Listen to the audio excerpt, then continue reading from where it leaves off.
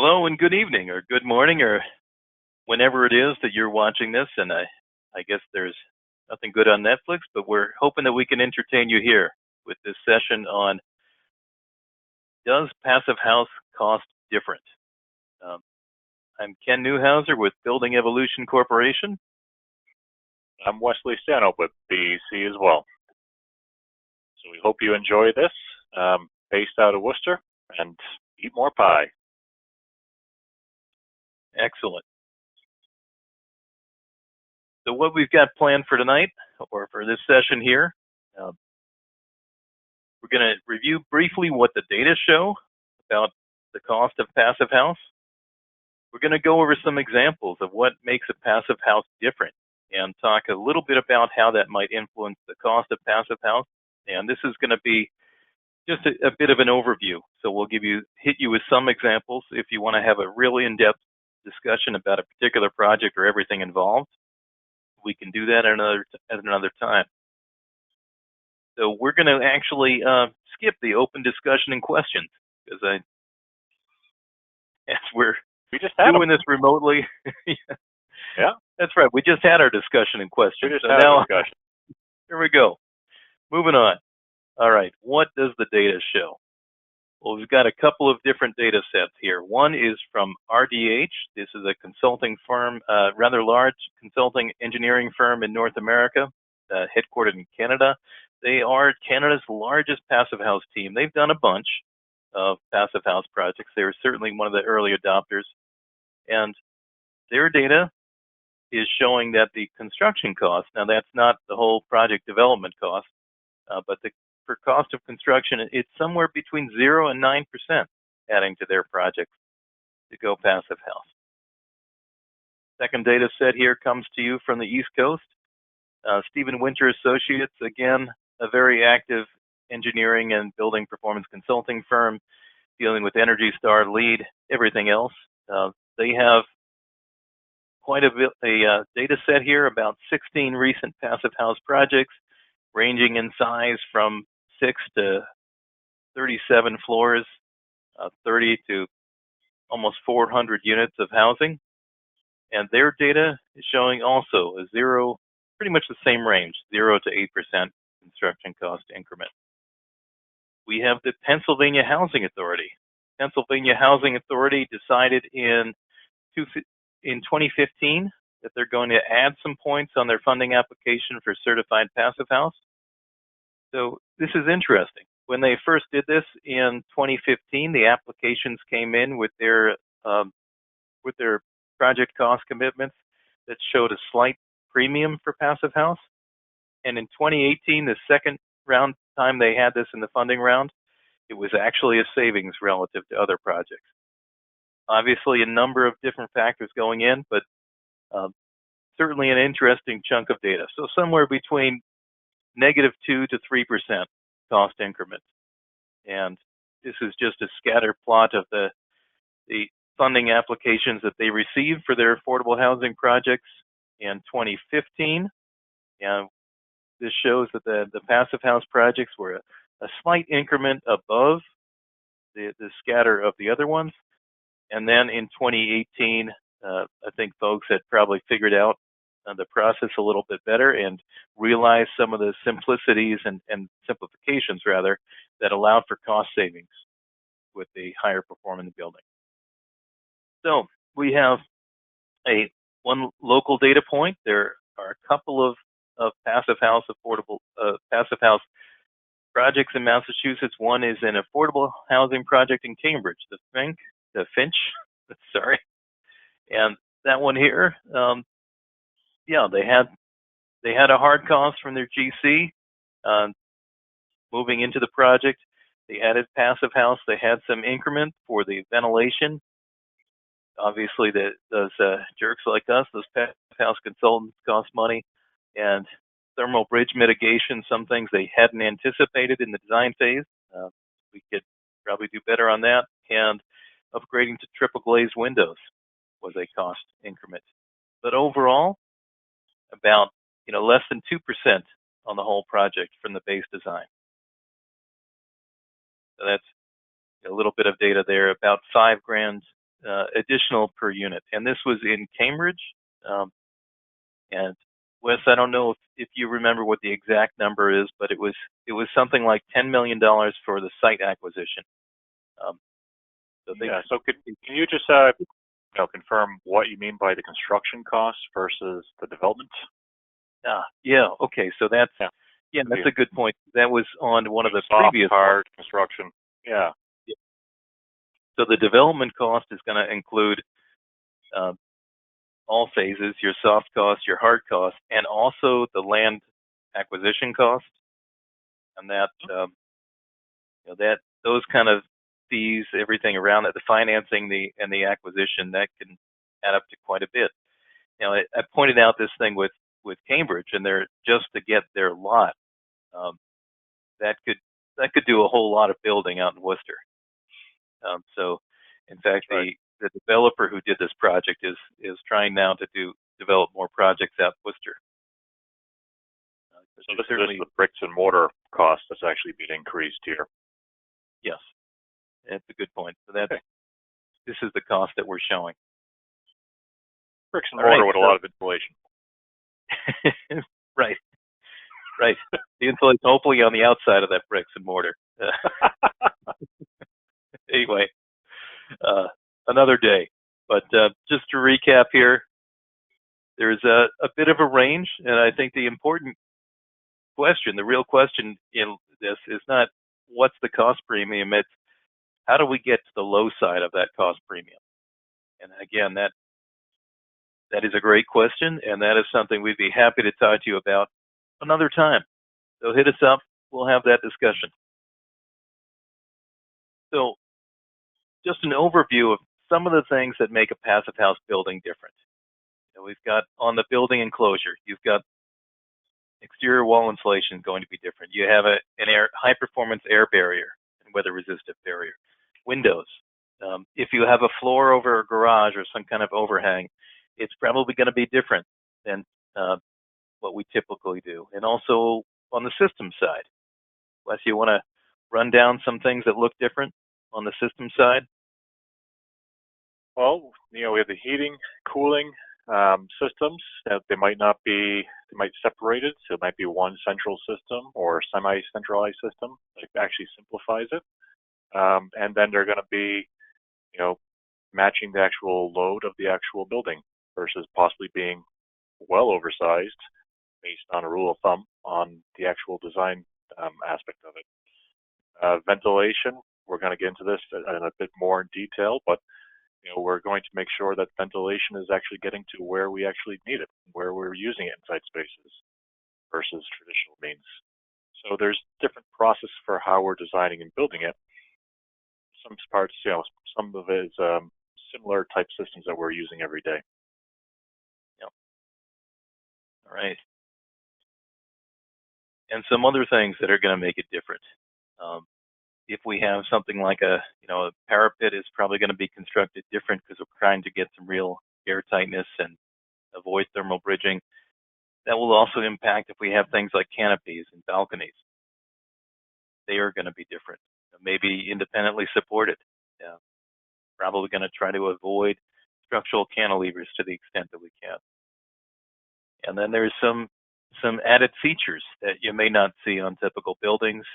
I guess you do see photovoltaic solar panels going up on all kinds of different buildings, but you're probably very likely to see them on a passive house. And then shading devices, maybe not. We've done some studies that have questioned whether they're necessary or helpful in all situations, but it's something to look at, something that you may run into. The design process and the construction process. So we mentioned a bit about the consultants that will be around, and I think yes, there will be some of that, but part of that is putting the quality assurance, quality control, and putting that up front to make sure things are well coordinated, and that we can actually save on the construction side and avoid some major headaches. spending a lot of time coordinating it on paper versus trying to figure out in the field, reverse engineering it at times. Mm-hmm. Right. Worked on both of those type projects. Yeah. And then being upfront is easier. Yeah, right.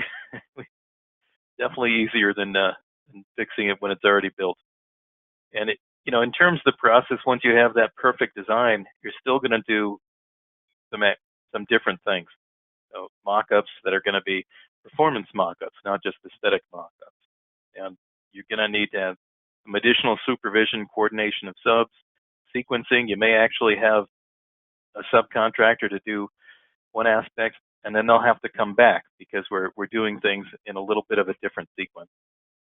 And testing along the way, because you don't want to wait to the end to do a test and then try to come back and fix things when it's all your finishes are in place. So those are some of the ways that it's different. But let's get into some examples here. Oh yeah, and I want to point out here, if you're used to LEED, it's probably going to be a whole lot less paperwork for the GC. Not going to promise there's going to be none, but I think it's going to be a lot less. Let's hit some examples of things that are different and how they're going to impact cost. All right, let's start with the exterior wall. So, what do we normally do? Well, I'm just going to throw this out there as an example of a typical wall. We might have a smart or a dumb vapor retarder to the inside. Going to have some cavity wall insulation. You're going to have a sheathing. You may or may not tape it. You're going to have an air and water barrier to the outside. Exterior insulation, typically, once you get beyond residential, that's pretty much required by code. But the way it's done is typically putting it between metal Z-girts on the outside, and then we have our cladding system. So how things might be different in a passive house, you're actually going to not have that interior vapor retarder. Don't need it, and it actually introduces risk, so we can avoid that. We'll have cavity insulation. Certainly the thermal performance, but actually we're getting a lot of our performance on the outside. So this is going to give us acoustic performance, and fire control is a real reason for it. Sheathing, as usual, and a fully adhered air and water barrier is typically what you're going to see in a passive house. Whether that's a fluid applied or a sheet good that's rolled on, you're going to have real continuous insulation. And I think it's debatable whether you have more or how much more you have than you would put in there if you're required by code. But that's some area where you might see a difference. So let's take a look at what this looks like. There's one particular system that allows us to do real continuous insulation. So when I say real continuous insulation, that's continuous insulation that doesn't have, it's not interrupted by framing or other significant thermal abrasions. So this here, what you see on the left there, that happens to be the night wall system. You have thermally broken screws going through the insulation. If you look down here, actually, if you have a look, I don't know if you can see my cursor. You can't. Yeah, I can see it. You can see it. All right. So that's actually a plastic washer that's holding that, tacking the insulation against the wall, and it's only holding it until we can get this furring system up in place. So that all this system for the cladding support happens entirely outside of our insulation, so the insulation gets to be continuous, and we get a lot more out of it that way. So that's why we may not necessarily need to put more than you would in code. We're just going to make it more effective. So, again, that's, I just think this is beautiful. This happens to be mineral fiber insulation, fuzzy rocks, vapor permeable, doesn't burn, bugs don't like it. What's not to love? Another type of system here, this happens to be, I believe this is a Cascadia system we're looking at, but generically speaking, you have fiberglass clips that hold a metal rail. Fiberglass is being not so thermally conductive, so we can have that going back to the wall. Not going to hurt anything. The insulation between, the insulation except for those fiberglass clips being uninterrupted. Here's another image of how this looks. So Ken, looking at, sorry. Go ahead, the floor is yours. No, I was just going to say, like, looking at this here, where you have these type of systems that you just showed in the last two slides, how would this impact, like, the sequencing of the project and potential costs? Yeah. Well, the sequencing, I think it's, I see this as this part anyway has got to be similar to conventional construction, right? We're going to have our sheathing up, and we're going to put our weather resistive barrier. In a passive house, we're going to be a little nutty about it and really make it, as close to perfect as we can. But then, who wants a leaky building? And air or water leaks. I don't know why. Why was that ever a good idea? And so you have that system. You're dried in, and then great. Do the work on the inside, and then this insulation can go up when it works, whether that's seasonally dependent or not.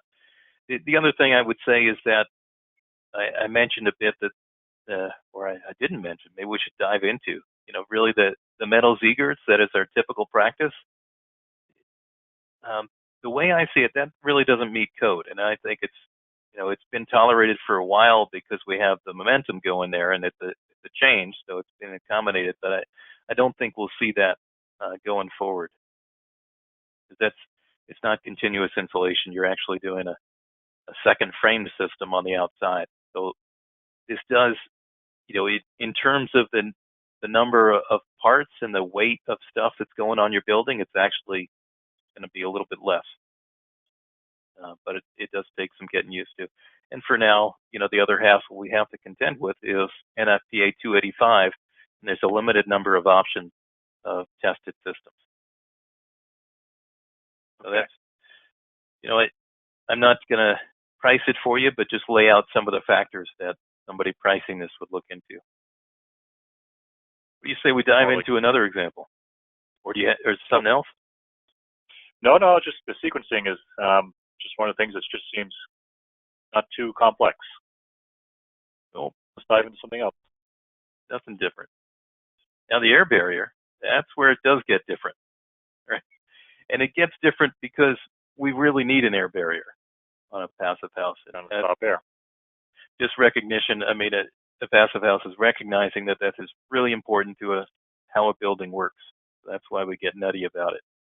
So what we normally do, you might get a fluid applied or tape sheathing, something like a zip.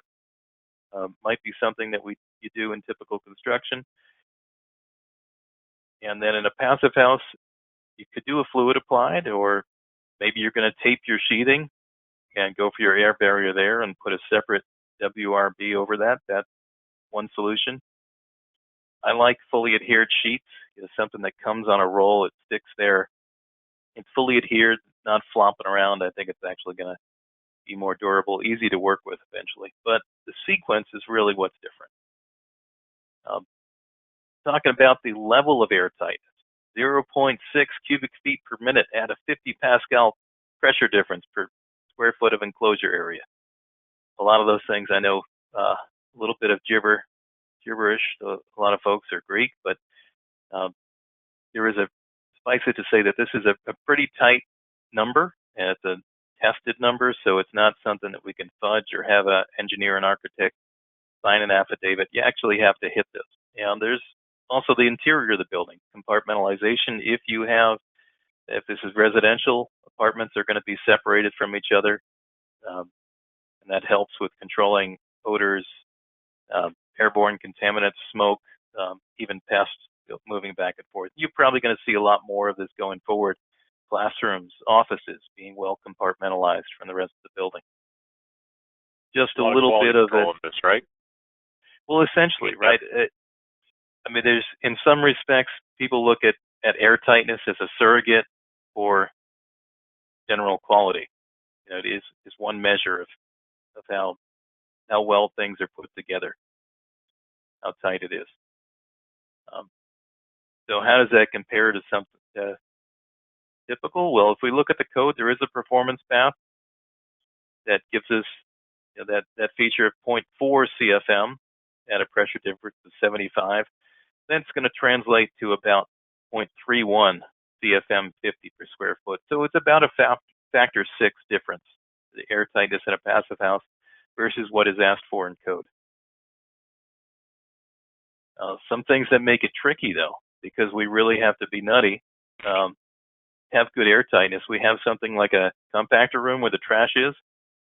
I don't necessarily want that to be inside my air barrier. I want it outside, right? So that all that stink is outside. I'm going to have a roll-up door. No way in heck I'm getting that tight. Plus, maybe I don't want to have it closed anyway. And the other thing is, Wes, have you ever walked into a compactor room and not seen the mice scatter away? It's usually the dance when you walk in the room. Well, for you, they probably put on a show. For me, they get the heck out of there. Yeah, they must know about you and the Blarney Stone. But anyway, so I would want that space to be well isolated from the rest of the building. I don't want any cracks where the mice and the roaches can get through. I want that to be well isolated, air sealed away from the building, so it's on the outside. But it gets tricky. So that's outside in terms of sequence, because if I want my exterior air barrier to do something like this, so that probably means that when I get to these corners, I need to do something with my sequence to make sure that I get whatever that air barrier is, whether it's a peel and stick membrane or a fluid applied, that I actually have it turn the corner so that everything is connected, and then build the wall outside of it. And we've actually seen this can be done. We've seen some great examples of this. So it's a little bit of a mind meld first time you see it, but it can be done. So I don't know. Yeah. Is that a cost thing? And where I was going. Yeah, that's where I was kind of going. Like, is this something that actually increases costs, or is this the learning curve needs to be absorbed over a period of time? Because it seems like it's doing a little bit different at a higher quality. How does that translate? Yeah, well, you can't say learning curve without somebody's got to pay for it, right? Mm-hmm. Whether the client's paying for it and they're paying the GC more, or whether the GC is eating this so that they can learn about it and do better on the next time, it's going to cost somebody. I think that is unavoidable. I think this speaks to that range of incremental cost. So probably, if this is first time for a GC, they should probably expect it's going to cost more. And after a few iterations, this kind of sequence, and it's the sequence, and also it's an awareness of the kind of things that need special treatment. I think that's something that comes in over time. And over time, how long is a construction project? 18 months. That's a good bit of learning time. So I would say even by the second project, things would go a lot smoother. This is probably something where in the design phase of the project, you can spend a lot more time on detailing all these intricate details, and also working with the contractors to make sure that they understand what they mean. Well, and that's another reason why you want a GC as part of the design process. For a lot of reasons, like you said, so they know if they're involved in the design process, they're going to be aware that this is different. But I think the real value is a GC can tell you when we're doing something stupid and when there's an easier way. And that's certainly what we found is that happened. And we had Luke Grady with us, right, a few weeks ago, back in October. Yep. And, I certainly remember many a session where he was in the room and we were trying to figure out some detail, and boy, you could let me talk. I would go on for a long time, and the architect would go on, and he could just get up on the whiteboard and say, what if we did it this way? Oh, yeah, that's the way. So, I think you're really missing opportunities for cost savings if you don't have the GC in there to help problem solve. Let's really talk about another. Oh, yep. yeah. Well, let's move on then. if you are going to retrofit, do it in the design phase. Oh, these are beautiful. Beautiful. We were going to a project site last year and had to do a U-turn to go back and get this picture. I mean, isn't it brilliant? I mean, what do you want to call it? Sustainability, green architecture, but they're using wooden windows? High performance wood windows. Who can afford those these days? Apparently these guys. Yeah. Windows are important. All right. Well, let's talk about how they're different. The typical thing we're going to do is maybe Energy Star qualified windows, maybe.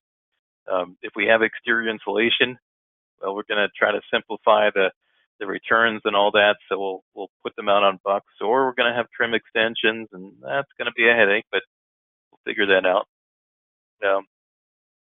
In a passive house, we're going to have better windows. And better windows, we're going to be looking at the frame, how the windows are installed, what kind of spacer is in the glass. All these things really matter for performance. We're going to install these in the plane of the air and water barrier. That's the kind of thing I would tell you to do anyway, but certainly have to do it here to avoid complications and simplify things. We might have some integral extensions that make things easier. And the other thing that we're finding a lot in passive house projects. Everybody knows you've got to get your heating and cooling loads down. Okay, great. But there are also prescriptive requirements and around comfort and condensation resistance. And when you have real large windows, that comes into play. So you're going to need some very low U values on larger windows because of this condensation and comfort requirement. So in the wooden windows? Maybe even better. All right. But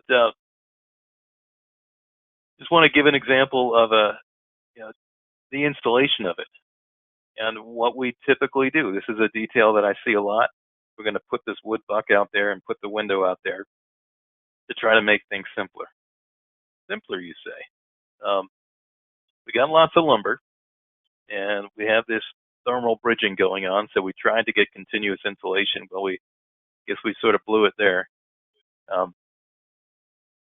And we have a window in a position that it's rather exposed to the weather, so it's having flanking losses through the frame, and we're suffering. But what really gets me, I know we're talking about passive house if it's from a perspective of energy performance, but look at this water control and air control, and look at what we're having to do. Even when we look at this in 2D, we're seeing lots of corners we have to make, and the sequence of this, and when the window can come on, when the water control can come on, and you don't really want to leave that buck exposed to the weather for too long because it's going to be a shelf, and you don't want it rotting out before you get to put your WRB up there. So we might look at things different in a passive house. We might actually make things a little simpler. Right? In this case, it happens to be a particular example of a window that's got an integral trim extender. And this is actually, you can buy it from the factory with this thing installed if you want to pay for twice the number of trucks you would need to get the windows in, or you can apply it in the field. That's actually going to save you a lot on shipping costs. But look at how this goes together. We could bring our air and water barrier, bring our air barrier into the window, into the opening, get a simple connection to the window, a simple flashing, and then just top off that flashing, integrate it, counter flash it with your air and water barrier, and Bob's your uncle. And by the way, we've gotten rid of a lot of that thermal bridging as well. And we've got something that's a lot simpler than trying to deal with trim and returns on the outside of a tall building. So if you were going through this with a GC and the subcontractors, what would be the key steps to hammer home on this type of detail versus the other? Is it sequencing? Is the key thing? I think it's simplifying it, right? If you look back at where we were, on that other detail. So if we go back to where we were over here, we have this buck on the outside. The way that interferes with the sequence of the air and water control thing. And when can this all happen? I guess you'd have to put these bucks in place for it to work. Whereas if we go with something like this, this can make things a whole lot simpler. So we can get to dried in a lot sooner. Right? We have a simple way of getting there, and I think that's one of the keys, is getting to dried in, so that you have some flexibility to work with your sequence. So those are some of the things that I would look at. Let's dive into something else. But anyway, tough to get over this one. Looking at here. The floor over. I don't know. This is over floor a garage. Over this is over something. Yep. But, take a look at what we've got going on here. We have a steel structure holding up a concrete slab. We've got this insulation around the perimeter with this fuzzy stuff. And the thing I would call attention to is you've got that fuzzy stuff that is in no way an air barrier, and that is going to be exposed to this plenum over, let's say it's over a garage, right? So we're through that plenum over the garage is going to be connected to the exterior wall. That exterior wall is going to extend up the building. You're going to tell me we have smoke stopping. Yeah, well, that fuzzy stuff that doesn't stop air is your smoke stopping. And so we're going to have essentially a path for air from the garage plenum to get up into the building. And that's going to impact our performance, comfort, moisture durability, a whole lot of things. So I just sort of batched our typical practice, but in description, what we have is we have this fibrous stuff. Typically, we're going to put that on top of a lay-in ceiling, or maybe on top of a hard ceiling that's suspended. You're going to end up with lots of holes for all your lights and whatnot, and plumbing access. And you have to have a lot of plumbing access because your plumbing access is going to freeze a lot, so you need to get in there and fix it. Your sidewalls may or may not be insulated of the plenum of that space, and you're going to have probably some gaps that are not taken care of. And in a passive house, what we're going to do is, well, something different. So here is, I'll walk us through a little sequence of a schematic, a bit of a cartoon there of how we typically do it. We've got our slab edge, we've got our little bit of framing below, and the wall continuing above. We're going to put in this great air and water barrier, super, except it's sort of dead ends there at the bottom of the wall. We've got our lay-in or a suspended ceiling. We do have, because we stopped our air and water barrier, we've got a bunch of gaps there, air leakage passages, and we're probably going to put in some can lights. So this is that leakage path I was talking about, going to give us a cold floor because it's also not insulated at the perimeter. And we're going to end up probably, what would you say, Wes? What are the odds are that the engineer is going to want us to put in some heat in that plenum so that the residents on the first floor don't complain? 110%. Yeah, maybe even higher. So we're going to have a heating system underneath there, and that heating system is going to be, mostly inside the building, but also heating the garage. So some options here, and you're going to have to use your imagination and imagine that we're going to a garage, because that could be the case here. So we'll tie into a garage ceiling. But what we're going to do is something better. We're actually going to set this up so that our air and water barrier is going to connect to the ceiling or to an exterior wall if that's the case. Right. Another way of doing it, and this is actually what the GC offered on one of our recent projects. Why don't we sequence it so that we do this, and you leverage that concrete slab as your air barrier? Fantastic. Then we could build stuff below it. Great. And continue it on, just because we don't want water going in those systems either. That's all I got about that. So you probably want to know about the cost implications of this.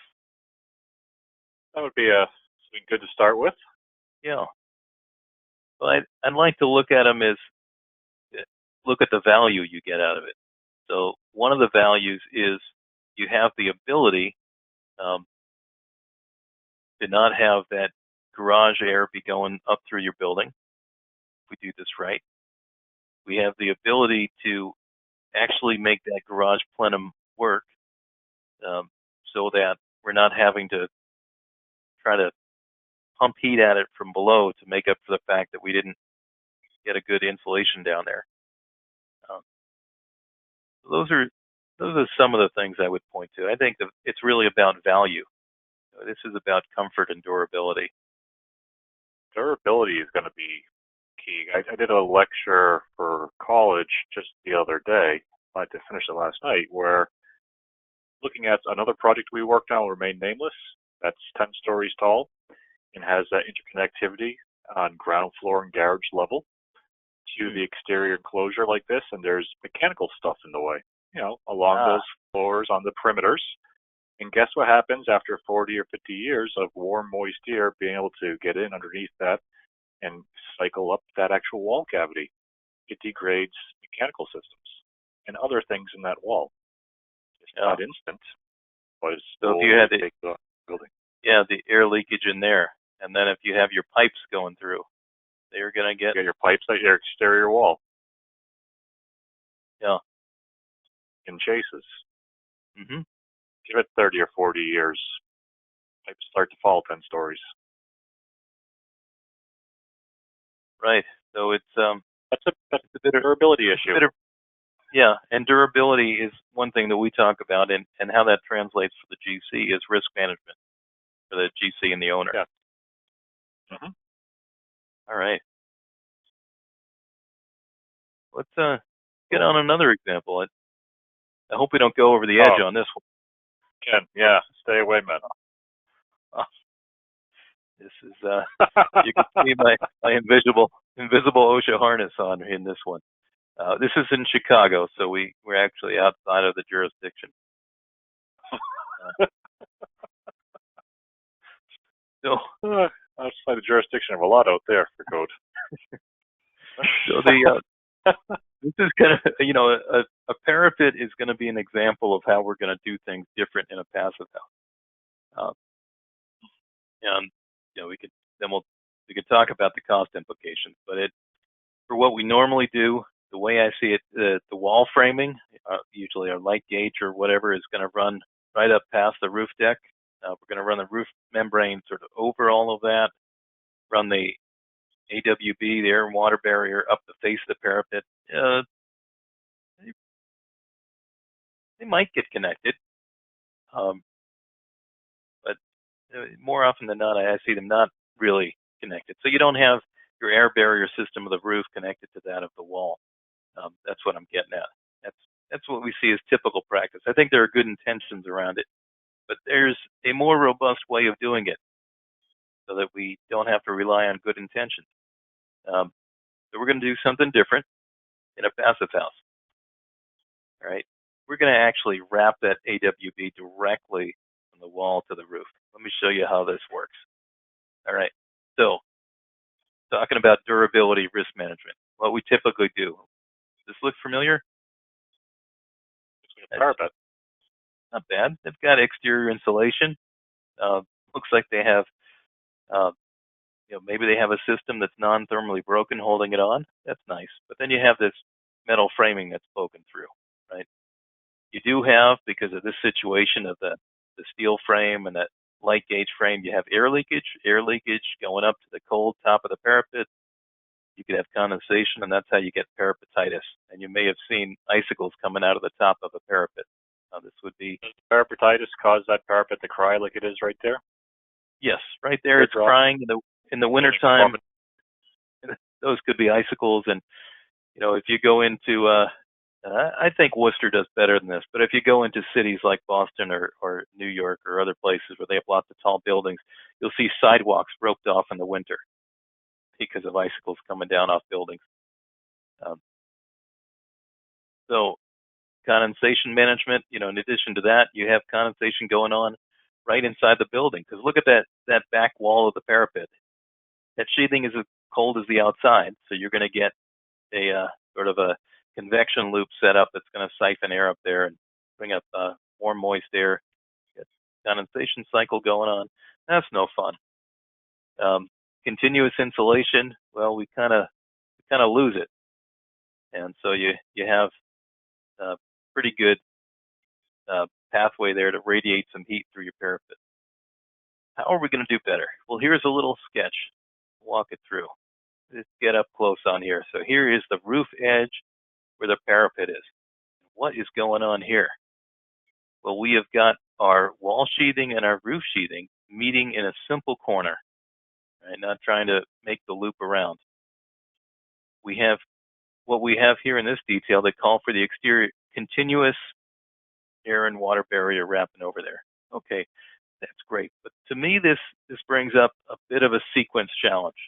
So to give people less headaches, I'd like to say, hey, framer, while you're doing this, let's put I don't know whether this is ice and water shield or Vicor or some peel and stick there, robust stuff that's going to make that transition for you. Then you can go ahead and build your parapet. Take care of your wall, AWB. Take care of your roof vapor barrier, air and vapor barrier.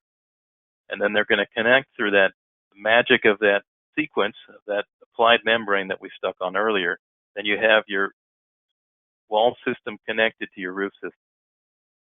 And this is one way we're going to solve parapetitis across the country. So, looks like it's this one here definitely is a sequencing change and getting contractors on board for how to actually schedule this. Yeah, for sure. But I think if you go back to, the way it was detailed, if you sequence it this way, and if you're doing a fluid applied, you have to have your fluid applied contractor come out, and you have to have the roof ready for it all at the same time. And that to me is pretty tricky. And also, I think it's risky because more than likely there's going to need to be, standoffs and supports put on the roof after that contractor has been there. So you're going to lose that air barrier, right? Whereas if we do this, yes, it's a sequence thing, but if we can introduce this at the framing stage, then this can happen when it happens. The air and water barrier on the wall. That happens when it happens, and same thing with the roof. That can happen when it happens. But we won't have backed ourselves into a corner. So I guess that's the takeaway here, is to avoid backing yourself into a corner and give yourself something to tie on to. I'm getting a little chilly here. Shall we jump into another example?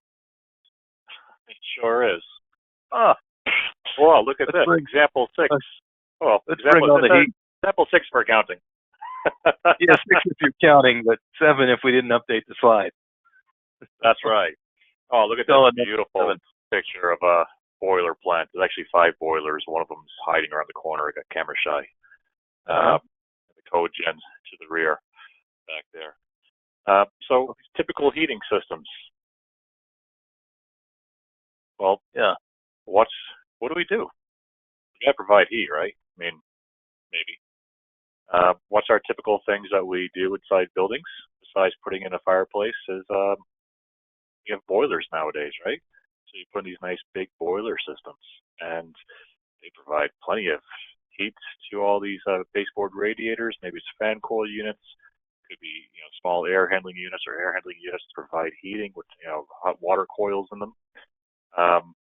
Possibly oversized for the actual what's required. Right. What do you mean possibly? Possibly. Well, those boilers that we saw before, there's 5 of them, and it can run on less. Proven because a couple of them had failed and the building kept on going in the middle of winter for months. It happens. And there's nothing wrong with that, right? Yeah, no, because when the boilers fail, you want to have heating. So there's a lot of redundancy built into it, and we need to figure out ways to properly control that large system so that it could effectively handle the load, not just go to full throttle if it doesn't have the right controls on board.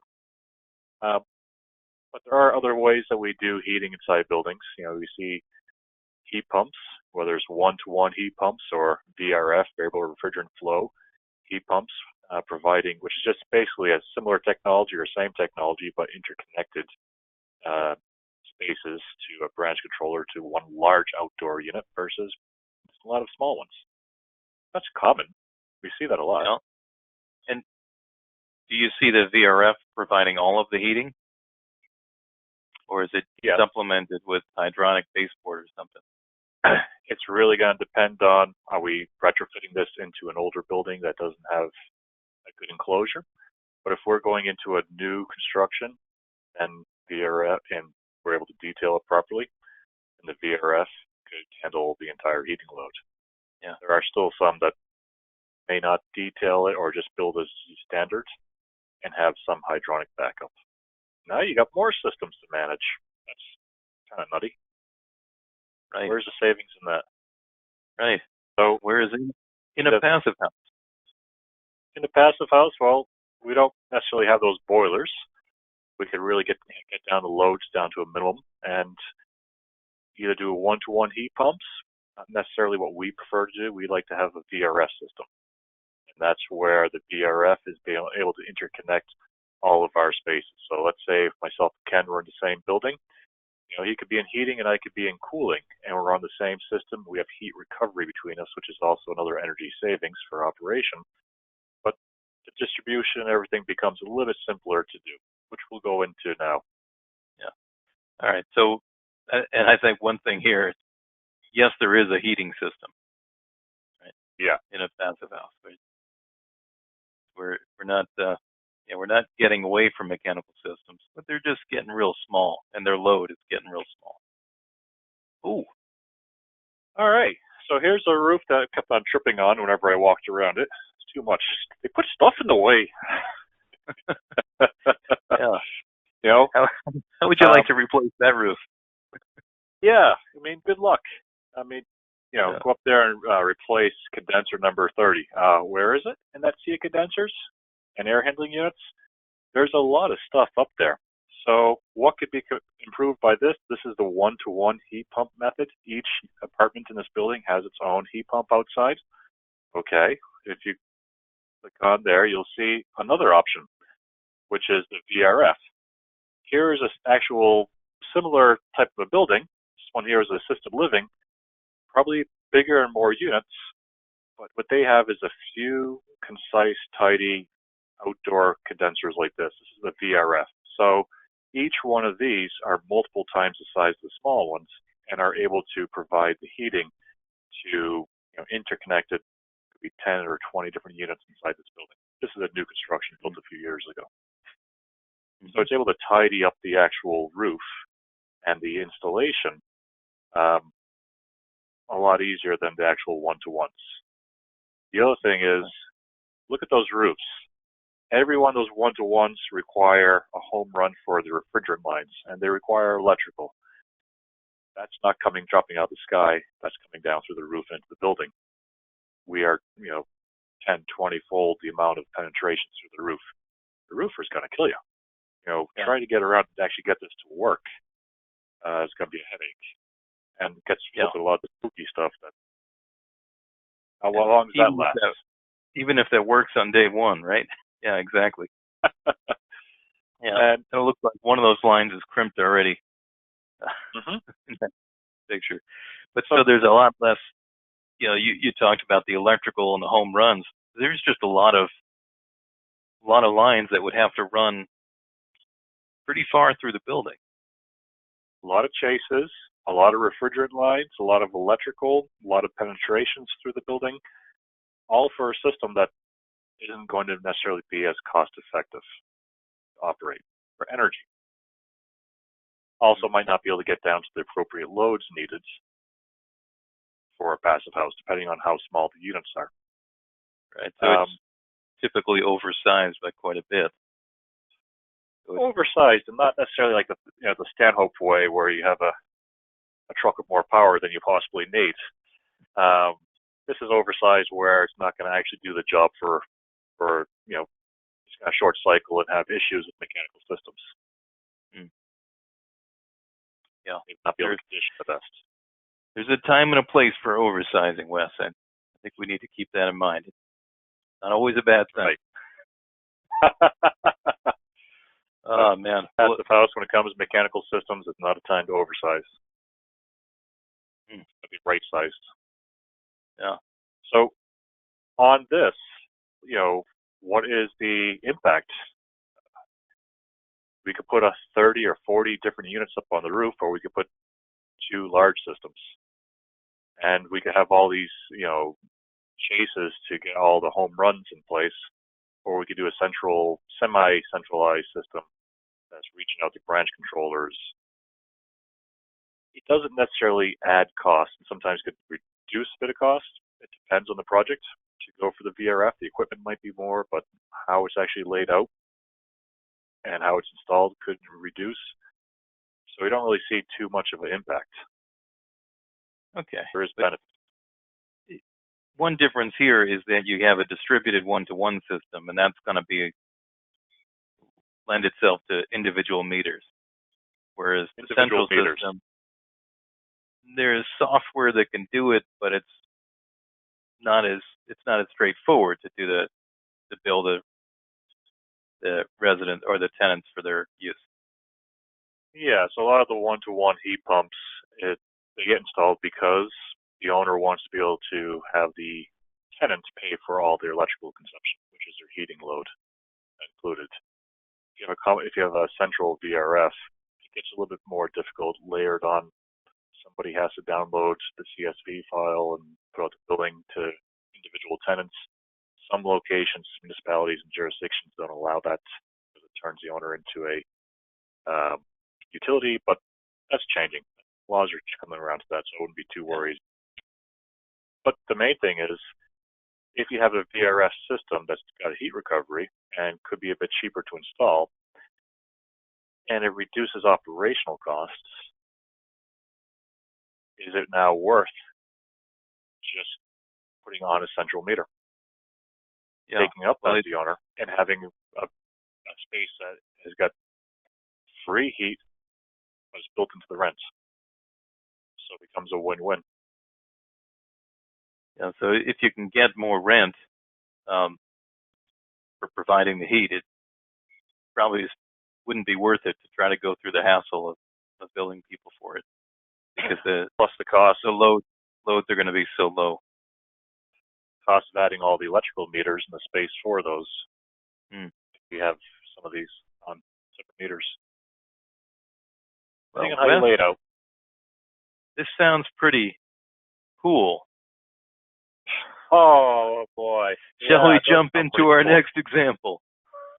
So, example C. For those who aren't paying attention to 6 and 7, right there in the last one, now we're on to example C. See, we like to spice things up to see if you're paying attention. Here's a really good chiller.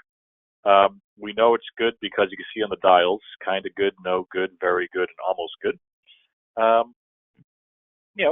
Buildings, we try to provide them with cooling for our comforts and also for dehumidification purposes. Not all buildings have it. So what do we do with a passive house? What's the difference? Well, what do we normally do? Maybe we don't have cooling. There are still some buildings that are saying they don't need to provide it. So sometimes, and that you tend to get the window air conditioners, or maybe they're built with a through-wall air conditioner. Those window ACs might potentially do a little bit of damage to the building too. Oh, for sure. If not to somebody, some poor soul walking on the sidewalk below. I nearly dropped one out of my house there this summer. Oh. Yeah. It's a good. They're heavy. Good thing you don't park below the window. So what else do we have? We got a central system, like we just saw a picture of the chiller. assuming it's a good chiller or a workable chiller that's going to be efficient and new. And you might put this through fan coil units. Your air systems are going to have the chilled capacity. Or you might do the one-to-one heat pumps for cooling, or VRF for cooling. But one-to-one and VRF. What do we do in Passive House? I forget this one. Oh no, it's a heating system. We already installed it. It's the VRF or one-to-one heat pump. We have cooling already. Take that box. So we don't have two separate systems to maintain or install and pay for. Right. So we're not going to do these cooling plants because it's done. Yeah. All right. Well, that makes it easy. Yeah. You don't have to blow a whole lot of hot air talking about that example. So let's go on to ventilation. Oh, it just gets better and better, doesn't it? We're coming up on the hour, so we'll try to speed through it. But let's get through. We'll get through it. The extra jokes are free. Up all the air out of this room. All right. So ventilation systems. What are we normally doing? Well, I'll go on. If you were starting off. Yeah. I was going to say in residential or a hotel or something, you probably exhaust out of the bathrooms and dump air into the corridors. What do you think about that approach, Wes? I don't like it for different reasons. You turn that corridor into a plenum. Yeah, into a plenum. That plenum has got everybody walking through it. Go ahead. Fart, sneeze, or cough. That's gonna be in the plenum. That's gonna be part of the air that's being circulated through the space. And I got that term from an engineer who ran a VA hospital. So that's technical. Okay. Okay. So that plenum, that corridor now becomes your plenum for your fresh air. And you cannot control it because you can't control all the other occupants in the building using that common corridor. It is not, especially now we're looking at it in the pandemic. It's definitely not a good way to do it. We need to get air cleanly to the space that's being used. Right. Plus, there's no recovery. It's costing a lot of money to operate. Yeah. Don't do an electric resistance heating on that air handling unit like we saw before. Yeah, we've seen that before. Wow. But basically, if we're doing it, if we had a makeup air unit, and we see this in typical, they're going to do a makeup air unit on the roof with a gas line to it and a furnace section. In our climate, that's about $3 to $5 per CFM per year. So we talk about bumping up our ventilation rates. These schools that I feel horrible for the schools and office buildings that saved money and they don't have the ERV. And now when you're running your system full out, that's going to get real expensive real quick. And we see a lot of projects where we go up on the roof and the makeup air unit, it looks like, somebody's car up on blocks with the doors, and they disconnect it because it's too expensive to run. So we're not getting any ventilation when that happens. So what do we do different? Well, we put in the energy recovery ventilator, and we're still going to exhaust from places where, effluent smells are made, or maybe from general kitchen area exhaust and places like that too. But now we're going to actually provide air to where people are occupying the building, living spaces, occupied spaces, bedrooms. We're not going to rely on corridors to get the air to the locations required. And there's centralized individual ERVs, and then there's that in between. We break the buildings up into smaller segments and have them on a semi-decentralized system. Yep. I have this note in there just to say that that the higher efficiency you get on your recovery, really going to save on your other systems. Whether you need to do tempering or not. It depends how good your recovery efficiency is. and also the risk of impact to comfort and other things. Anyway, I could talk about that for months. I won't. Let's move on. So here's a typical new construction, and we're going to put ERVs in. So what do? Well, we start by throwing ERVs up on the roof, and we have 4 roof penetrations, and we just saw with those one-to-one heat pumps. Yikes. And it's going to need the electricals, gas connections, it's going to need ducts for the exhaust and supply penetrating through that roof. When these vertical shafts, they need to be fire rated. So that adds a cost to the actual project too. And we don't just maybe do this here. Then we have the horizontal. Now it needs to go horizontal across the actual floor plate and get to the actual spaces. Because we don't want to just supply to a point in a corridor. We want to get it to occupied spaces. And how many times do we do this in a building? Oh, well, it depends. If you have a long form factor. Yeah. 3, multiple times we repeat this. Yeah. Lots of shafts. That takes up floor area. Larger the system, the harder it is to balance. Yeah. So. All right. Looking at this same idea, but different. Look at that horizontally. Well, now we have these long horizontal runs for the actual exhaust and the supply. And here we are with that same ERV1 connecting up to all multiple floors. It can be done. Work on projects this is done, but it is just adds more layers of complexity, fire ratings, because you're going between different floors and trying to balance the system to make sure you get the appropriate amount of CFM per space. It can work. And how about getting that to the space? Yeah, we're not jumping to corridors anymore, right? So what do? Traditionally, typically if we are getting into a space, we're going to provide air into a living space and then exhaust out of the bathroom for your ERV. Call it a day. There are some that read into the there's kitchen exhaust. Yeah, your animation popping up before my. All right, so you got your kitchen. You got your kitchen. That's where I was going with the supply. You got to keep up with me, kid. Oh, it's in reverse of my thinking. So you got your kitchen exhaust as well, direct ducted out of the building. And with that supply, those broken lines, there's some that if you read into the actual building code even today will say that you need to get the supply air to the occupied spaces. That's not necessarily a passive requirement. That's actually a thing that should be done and is part of code, depending on how you interpret it. So that's what typically would be done for normal distribution. Right. So what do we do that's a little bit different?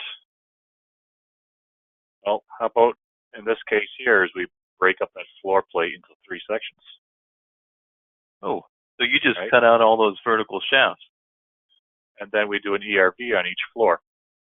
Situate them near an exterior so we get access for exhaust and supply through the enclosure. And now, we don't have those vertical fire-rated shafts anymore. And we have smaller systems, and there's smaller ductwork. It's less CFM. And that could be easier to coordinate above the ceiling with other MEP requirements. Yeah. Here's an example of a system that we use on projects. This one here could be fit above an actual ceiling, maybe in a common corridor, or if you have a mechanical or storage space on a floor, you can find a location for these. The other good thing about these sort of systems is that you could also have a tempering on them. So after the air leaves it, you can have a coil that's going to do a little bit of heating, cooling, and dehumidification to handle the load to ensure that the air is appropriate. Yeah. And dehumidification, I want to underline that for you because the ventilation is our main dehumidification load, so it makes sense to handle it at the source as it's coming in the building. Don't be dumb, be hum. Thank you. Wow. Huh? Yeah. Huh? All that. Oh, that's some great jokes too. All right. Okay. So, And we're rolling on. Yeah. So here we are, similar layout. What are we doing different? Well, we're supplying to the spaces, living space and bedroom spaces, just showing where the duct is now. We're still exhausting out of that bathroom. But the kitchen's a bit different in this case. We have a general area exhaust in the kitchen. So that is now able to go through the ERV for some energy recovery. It looks like you want to say something there, Ken. Yeah. Well, I was going to say that's actually a separate presentation on how to make that effective. But that's typically what we're doing for a number of reasons. That's what you'll see in a passive house. So what about the cost implications here? I saw us go from some big old systems on the roof to smaller distributed systems. Mm-hmm. We've got in our ductwork. Yeah. One. In this case here, we worked with the GC on it, and going over what Ken was just talking about, going from larger to smaller, more systems. The ductwork got smaller. Those less fire-rated verticals, well, no fire-rated vertical shafts. Some things just became a bit simpler. Overall, you have like in-unit ductwork remains kind of similar to what you're having before. You were going to have a kitchen exhaust fan going out the wall. Well, now that ductwork is changing direction, going to the ERV. You just have a recirculating hood instead of a fan. Didn't really add a cost there. Overall, the actual system came down a little bit in price by not having all those vertical connections and larger ductwork. It did not add to the project. And we get a better system. Yeah. Okay. Well, how about we jump into just a little bit about the process here? Sure. We talked about this already. Just the idea of more integrated meetings. And in this case, we have an architect and a GC, and you can see the enlightened consultant in the halo there. Dispensing. Blinded by the light. Yeah. Yes, dispensing illumination and wisdom. Or is that the GC telling you what to do down there at the whiteboard? Yeah. Telling me where to put it. It's a combination. It's integrated, right? Yes, it's integrated into all these things, and it's a give and take process. And I think the give is the key, and getting stuff done and going through the quality assurance and quality control and working out details and problems to try to make this easier for everybody. And nobody wants a project to be a disaster, so why don't we work on making it a success up front? That's a bit of what we see there. You are going to see probably more energy modeling in a passive house to make sure things are on track. More work on the details up front to make sure all the air barrier and thermal bridge things are considered. And I hope we'd see more involvement and deeper involvement of the contractor to help it out. And if you are used to a lead design process, I feel like paperwork. Oh, I had to drag Ken away from just filing all of his paperwork there. It's filing my credit interpretation request for a lead project. So I think there's more work but less busy work in a passive house project. It's an impressive filing cabinet. You like that? Mm-hmm. Yeah. So let's talk just a bit about the construction process. Talking about what's different. You're going to do the mock-ups are different in that these are really geared towards verifying the performance of things, whereas typically it's a mock-up so we can see if we like the colors and the finishes and the joint size, how things come together. So that aesthetic purposes, this is really a functional mock-up is what we need, and we need a lot of them. And going to have supervision. The GC has to make sure that has to have somebody running around making sure that people aren't making holes in the air barrier once it's installed. We already talked about the sequencing and the testing along the way. So, here's an example of the functional mock-up. You know it's a functional mock-up because everybody's focused on this side and not the other side. So, testing to make sure that. Side. Yeah, right. It's the side that I'm interested in, but looking at the seals, how they come together, the lapping of the membrane. And yet, you can notice here, there might be a little goof there, but we can work these things out, and this is why we do mock-ups. So moving on, let's see if I can get us going. Here we are. And if you have a chance to actually build, this is the clerk of the works field office. To make a system that can actually be performance tested would be fantastic. Typically, you do that anyway with if you're doing a residence, an apartment building, you're going to get some apartments set up so you can do some testing in there before you go ahead and rock the whole building. Same thing with an office building or a school. Get a classroom set up, go through and test that out. Make sure everything's going before you take it to the house. Just various kinds of performance tests you want to do along the way. And this is really something you might recognize as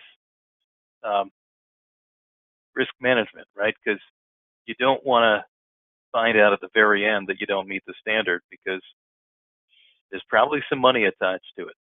So either it's going to cost a lot to go and fix it, or there's going to be a whole lot of incentives lost, and that's going to make the owner unhappy, or if it's tied to the GC contract, it makes the GC rather unhappy, I'm guessing. And that's pretty much where we're at. That was just a brief overview, a couple examples. I want to thank you for being a lovely audience. And I know you laughed at all of our jokes, so thank you. That does help. Any closing remarks from you, Mr. Stanhope? Well, no, I just, we did try to keep this to being a quick overview of this topic, and we failed miserably. I was going to get to that. We had a goal of keeping it to about a half hour, but I guess I've already done twice. I can keep on going at times. I know you can, but it is good fun talking about all these projects and things that are happening, and how we can help everybody else, and everybody help us, and everybody work with each other to make buildings better. Yeah. And as always, if you have any questions about this stuff here, hit us up in our next Worcester Passive House Interest Group meeting, or drop us a line. We're always happy to talk about building performance.